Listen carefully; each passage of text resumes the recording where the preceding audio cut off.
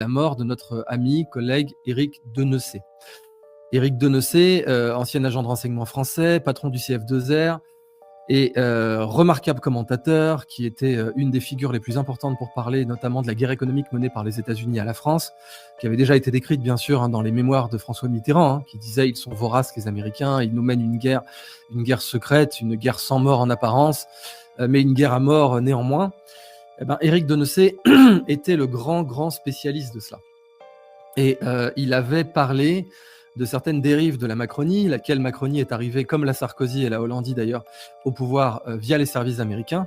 Et la famille d'Éric, donc à qui j'adresse bien sûr toutes mes condoléances, ne croit pas une seule seconde à la thèse officielle qui est celle d'un suicide. Personnellement, je ne crois pas que Éric Denessé s'est suicidé. Il a été retrouvé sans vie dans son véhicule avec une arme de chasse.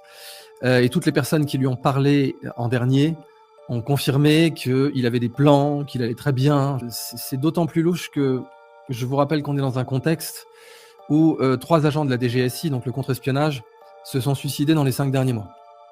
3, pas 1, pas 2, 3. Et en tout cas, on peut vous parler de coïncidence à la télé parce qu'il faut avoir du déni plausible, il faut dire aux gens, la première chose qu'un officier de renseignement aime dire au public, c'est vous regardez trop les films. Mais la réalité du métier, c'est qu'en fait, elle peut avoir énormément de similitudes avec certains films, énormément.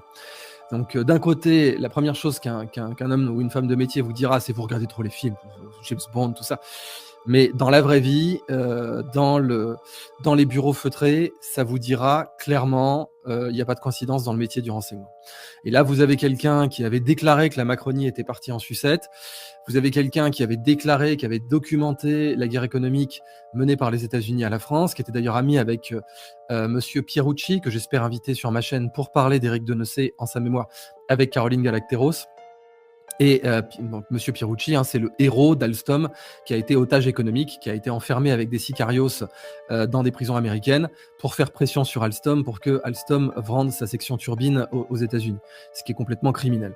Et personne ne l'a défendu. Si ça avait été Chirac aux affaires, ça aurait été autre chose. Mais là, c'était Hollande et Macron qui à l'époque étaient à Bercy et évidemment, ils se sont complètement couchés.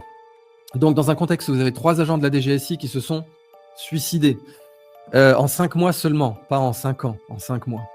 Dans un contexte où vous savez que l'État peut buter des gens, je veux dire, vous avez le cas Grossouvre, vous avez Jean Eder Nallier, vous avez Balavoine, vous avez Coluche, enfin bon, c'est tout de même connu.